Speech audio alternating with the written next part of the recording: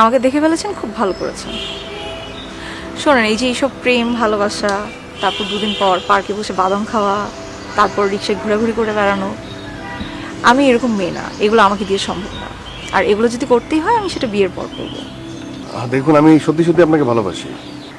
আচ্ছা, সত্যি সত্যি ভালোবাসেন, বুঝতে পেরেছি। তাহলে একটা কাজ করুন, আপনি আমাকে কাল পরশুর মধ্যে বিয়ে করুন। আমাকে না দেখে পারবেন? জি। জি জি করছেন কেন? বিয়ে করতে পারবেন কি পারবেন না, হ্যাঁ বা না বলুন। আমি আর আমার একটা ছোট বোন আছে, ও দেশের বাইরে থাকে, আমার আর কেউ নেই। যদি বিয়ে করতে পারেন, হ্যাঁ বা না বলুন। বোঝা হয়ে গেছে।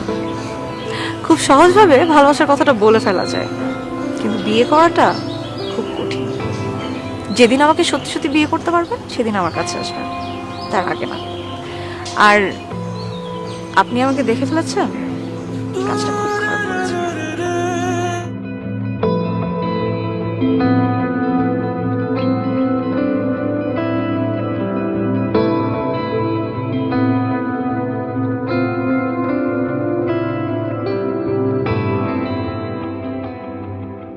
একটা ছেলে ছিল, ছেলেটার নাম ছিল রাফি আনসারী। ছেলেটাকে বেশ কিছুদিন যাবৎ খুঁজে পাওয়া যাচ্ছে না। কোথায় যে হারালো। ও, এই তো রাফি আনসারী। আমি তো ভাবছিলাম আপনাকে খুঁজে পেতে হলে অনেক বিজ্ঞাপন দিতে হবে, থানা, পুলিশ, ব্লা ব্লা ব্লা। কি বিয়ের কথা শুনে ভয় পেয়ে গিয়েছিলেন? এসব বিষয়ে রাফি আনসারি আসলে ভয় টয় পায় না।